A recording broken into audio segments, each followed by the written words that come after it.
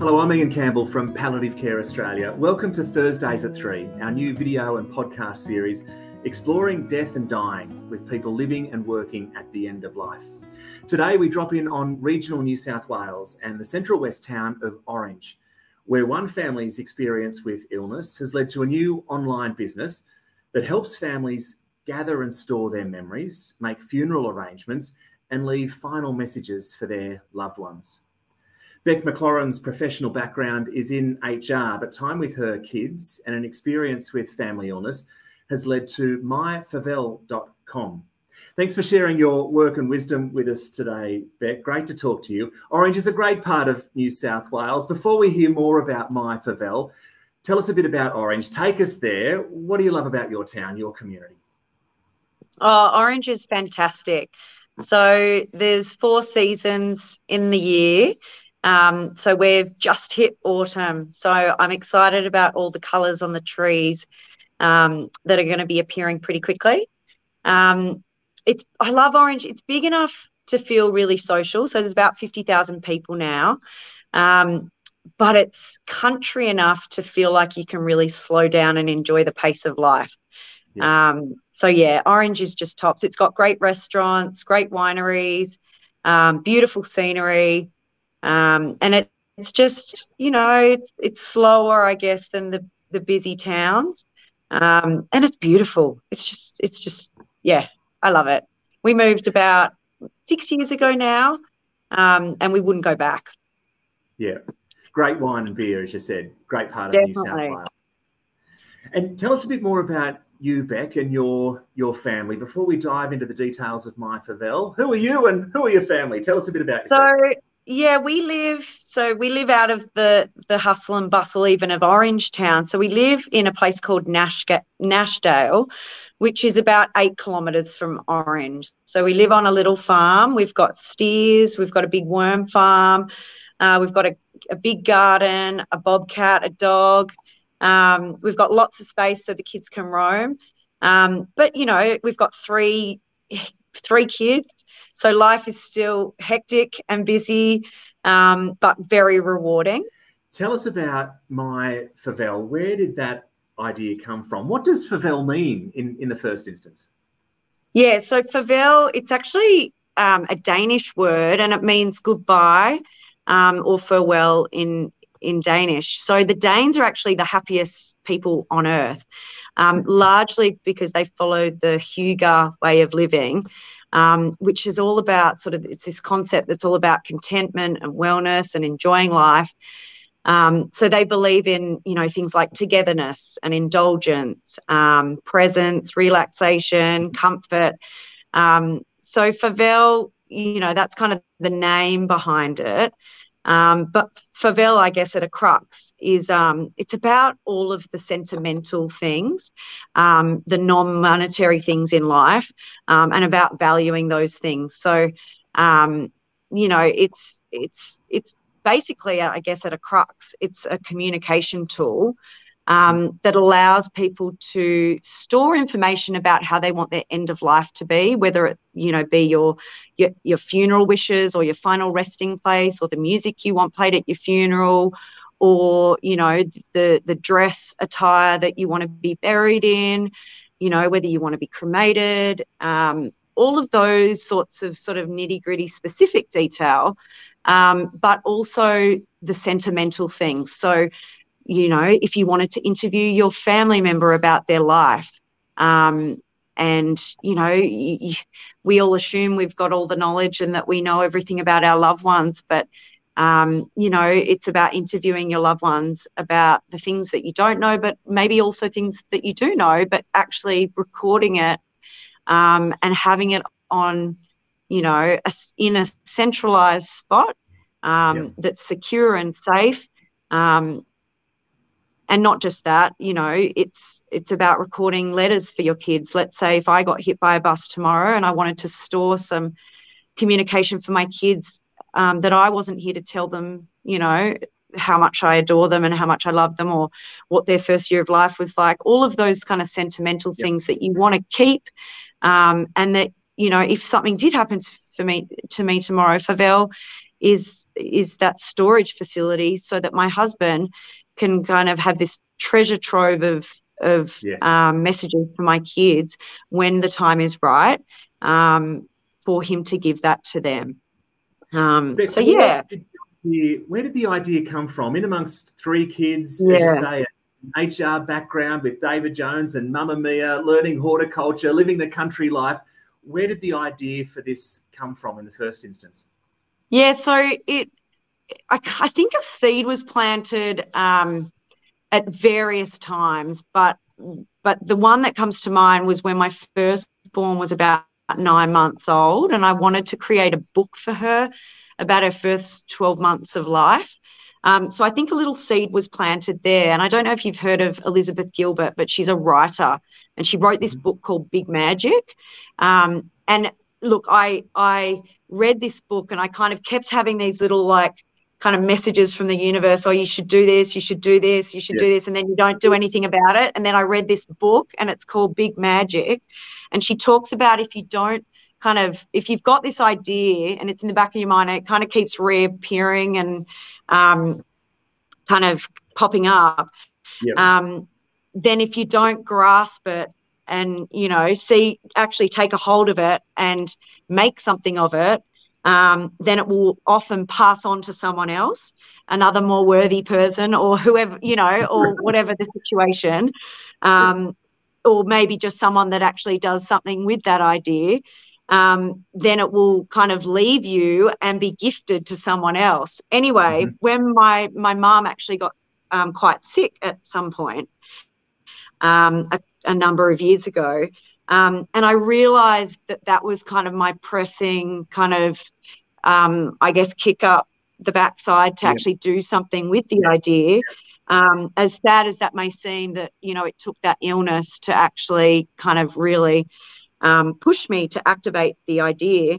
And then, I guess it was out of fear that I was going to kind of lose momentum with it, and lose traction with it, that I kind of really took the opportunity by the horns and actually then kind of ran with it.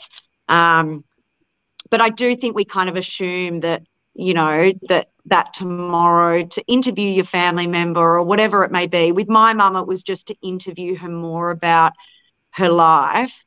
That I felt like I just didn't have all the info that I needed about, I had a vague understanding of, where she'd traveled to, but I didn't really know, like I knew she'd been to Africa, but I didn't know how long for. And I didn't know, I know she camped for about 6 months. I'm like, what happened in those 6 months camping in Africa? That's quite a long time, just camping and being surrounded by animals. So I just wanted to know that detail and have that depth of understanding.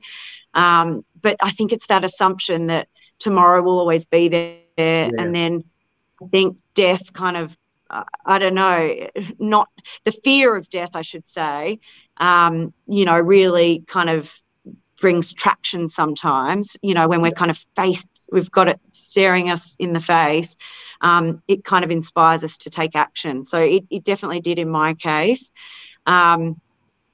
Yeah, so I think that was kind of where that was really, I guess, the basis of Favel. And yeah.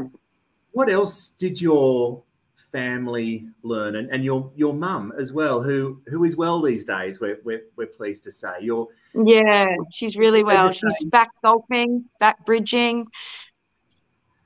Good to hear.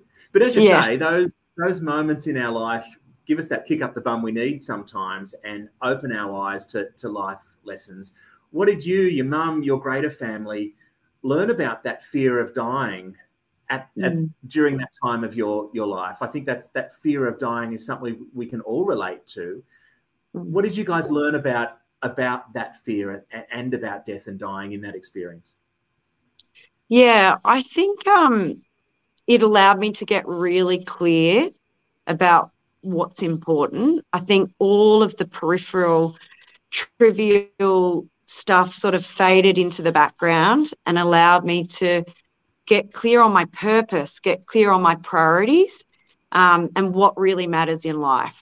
As much as it's a sad wake-up call, I think it's what I needed at that point in my life. Like, I feel like at the crux of it, we all know that relationships are the most important thing in life, and all of the other stuff kind of fades in comparison. But I think sometimes you need, like, sometimes it's just a story. Like, you hear a bad story about someone that's just had an accident, or, you know, a family member gets sick. But it just allowed me to get really clear on what was important, what mattered, what I needed to do day to day to actually prioritize my time better. And just all the trivial stuff just dropped to the wayside. All of the stuff that just consumes your day to day, like, you get so caught up in the grind and just the rat race of it all. Like, yes. We're all rushed, we're all busy, we're all stretched. It just allowed me to prioritize my family, my mum, and the other things simply faded into the background. And what impact did that have on your mum, do you think, to see your mum, whose life was the one in question, in the balance in a way? What did it mean to her to see her daughter asking her about Africa, asking her about her life, and helping her make preparations? What impact did that have on your mum? Oh, to be honest, she's really modest, and I think she found it really hard to be asked, because I didn't just ask her about Africa. I asked her so many questions. And, on Favel, I've actually got these templates now set up that allow people, you can either use the template that I've got, which is obviously not tailored to, like, just Africa. It's, a range of questions that cover off all parts of life, is quite generic, that everyone can use. But you can also tailor that to your own specific, parent story or cousin story, uncle story, whoever it is. But mum's really modest, and I think a lot of that generation they find it quite hard talking about themselves. So I think she actually, and she still hasn't quite finished everything in terms of getting it back to me. So she's like, I know, darling, I've got to get it back to you. So she's like, I've been really slack. And so, I think she, was probably felt quite, I'm glad you want to hear. But I think there was an element of, really, like, is my life really that important? Yes, it is. It's really important to me. Yes. And it might not be so much for her, but it's about your loved ones, not so much about, you kind of being like, oh, my life is so important and I've done so much and I haven't, I've achieved this and I've achieved that. No, it's actually for your loved ones to carry on with, and so that I can now share it with my kids that want to know, the detail about their grandma. What was grandma like? If they don't get as much time with them over, in 20 years' time, when they kind of get their own kids and they want to know what their grandparents are like. Yeah. I think there'll be a lot of people watching and listening this, smiling and nodding and agreeing with everything we're saying. But you went that next step. You recognise the fact that those stories, those memories are important, but you went and actually did it and collected them and saved them, did that work. What's the benefit that comes with, I guess, planning and doing that work? What's the benefit that comes with having a plan and having those conversations? Yeah, definitely. So I guess there's a number of people that it helps. Like, yes, it obviously can help the individual who's doing it. If they want to store their preferences around, how they want to be honoured. If they want to wear a certain type dress, or whether they want a certain type of music played at their funeral. They want it to be a celebration. They don't want it to be so sad. They want people to actually have a good time and it to be an uplifting thing. So, it obviously can help that individual be clear about what they want their preferences to be. And then, on the flip side, like we've just talked about, with Favel's recording devices, you can actually record yourself. Either, you could do your own eulogy, but they can also, for the loved ones, they can also know more about their loved one's life. So, looking back on their challenges, on their setbacks, on their learnings from life, there's so many things that, are the not so great things that we want to pass on about how we struggled with certain things, but then how we overcame them. So, from that perspective, I think, it helps both the individual, but also the loved one. And I guess it's that thing of, we all assume like, that we're going to be here forever.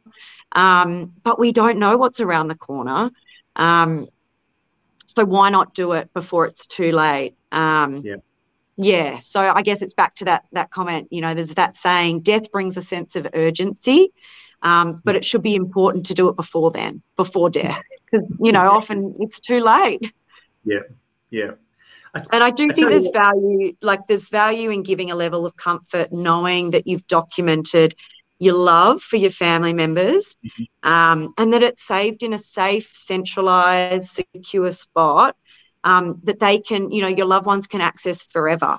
And that it can be given to your loved ones, those messages, it can be given to them prior to someone passing away, or it can be given to them after, depending on, your personal situation.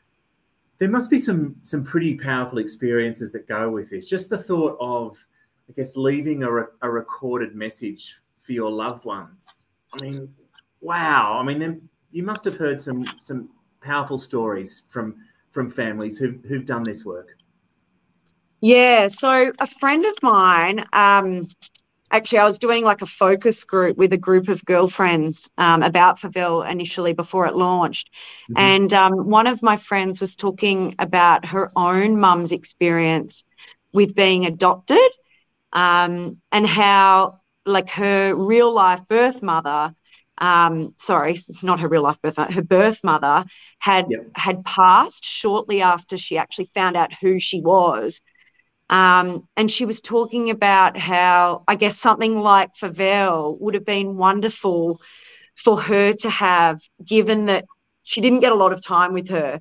And I think she was talking more about how, if she'd done something like Favell and she'd entered all the information and, she'd documented stuff about her life, that, particularly being adopted, she didn't know much about the history, and she didn't know, and she wanted to know more.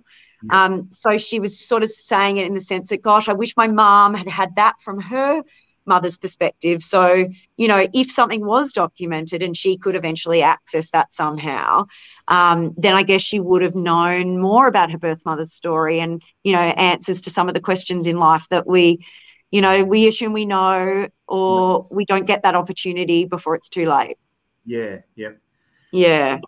Beck, as we've touched on, death and dying is a difficult conversation to have, and often we wait until it's too late, or we wait until we're at the pointy end of it to cover this ground, to have these conversations. What would you say to people who are reluctant or scared to talk about death or dying? It is a big taboo in our Western society. What would you say to people who are scared or reluctant to go there? Yeah, it's a hard one, because I feel like it is this sort of topic that everyone avoids, and we're almost in a bit of denial about it actually happening to us. And I was too. I was like, no, like my mum's going to be here forever. She's just going to live on and live on and live on. And like, sadly, it's so, I think it is an avoidance of me. And there's been a lot of people that actually have even been mixed about Favell when I've told them and talked to them about it, even though they know it's, it's a business that I'm really proud of. And, I think it's a really worthwhile business. People are quite openly like, oh, how could like, that's such a morbid topic. How depressing. So I think it's probably always going to be a little bit of a hard topic for people to discuss, depending on where they're at in life. And maybe it's that they have either, everyone's got their own personal experience with it, or they haven't experienced it yet, and with time they will, sadly. So I don't have any major advice there, but I guess I've just really noticed, and it is something that I have become quite aware of, that it is quite a topic that it's quite sensitive. But I feel like it's so important, because I feel like everyone is going to experience it, and you don't want it to be too late for you to take action, to do anything about cherishing those you love. We've all got loved ones.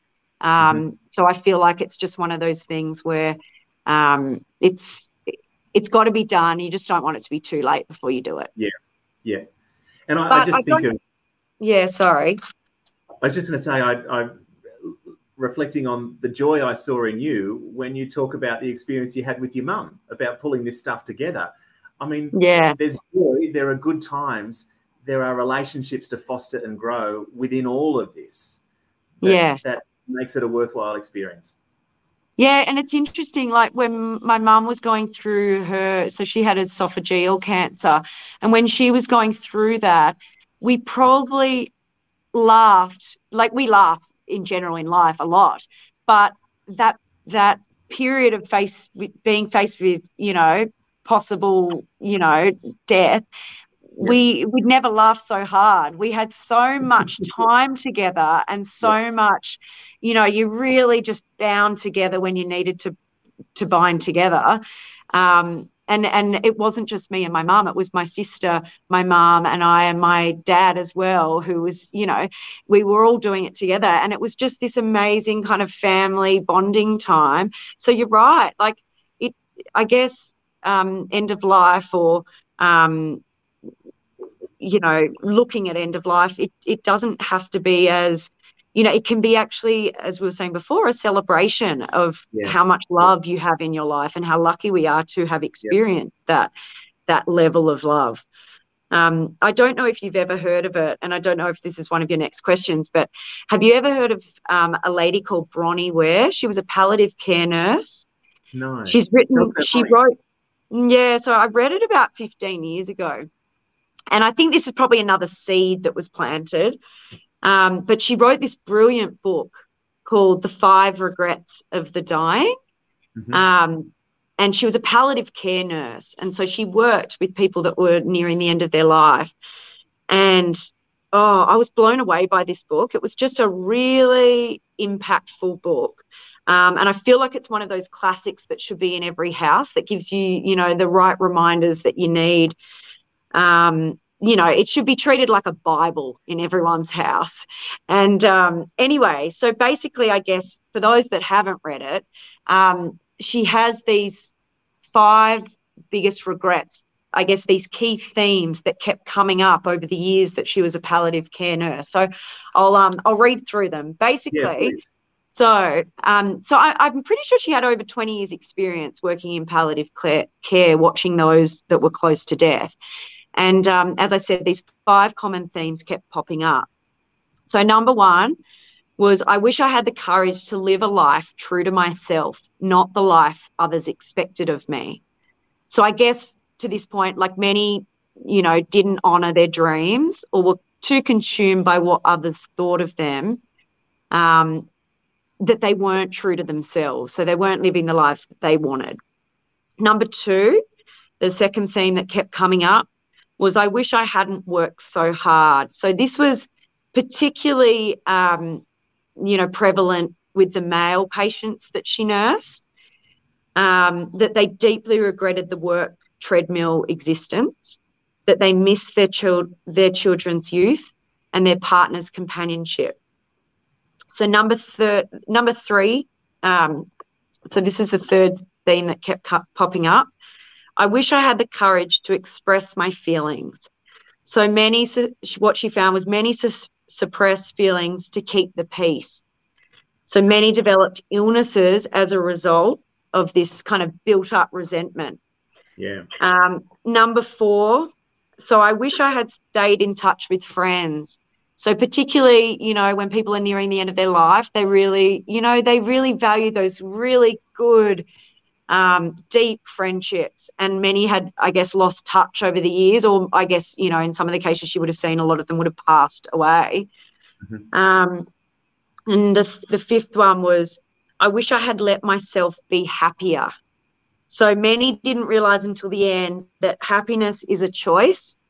Many longed for silliness and laughter in their lives. Because don't you think, and I often find myself doing this, you're like bedtime, teeth, you know, you take kind of the silliness out of it and you forget that, you know, make it fun. Like, make life fun. Like, it is a choice. Like, get off the kind of grind of it and you can actually, you know, have fun with it, even if it is routine and it's monotonous and, you know, you got to do the lunch boxes and all of this stuff. It's like, we're lucky that we get to, first of all. But secondly, we actually have a choice to make it fun. It's just we choose not to. Anyway, so they were Bronnie's 5 top tips, and I feel like they're just really good, again, perspective reminders about, you know, from someone who has seen, you know, these people with terminal illnesses and, you know, people at the end of their lives, what are the things that they really, really wish they'd done more of? And, you know, to be reminded of that regularly is, I think, is a good thing. Bronnie's top 5 regrets are a great note to finish on, and great inspiration to do the work, to have the conversations, to think about the end of life and how we want that to look. And thank you so much for sharing Bronnie's wisdom with us today, but also your own wisdom as you work in this space and help people navigate this space as well. Just before you go, music is such a part of funerals. Have you got a funeral song? What are we likely to hear at your funeral? So I've said this to my husband countless times, and I probably need to refresh my thinking on it, but I've got one song that I definitely want at my funeral. So it's U2 and Mary J. Blige's version of The One. And it's fantastic. So yeah, take a listen when you can. And thank you so much for your time, Ian. Thank you so much for sharing your time and your work and wisdom with us today, Beck. Really appreciate it. Beck McLaurin there, the founder of myfavel.com. And whether you're tuning in through Spotify, YouTube, or one of our socials, thanks for taking an interest and being part of the Thursdays at 3 conversation. You'll find more information and support at the Palliative Care Australia website. See you next time.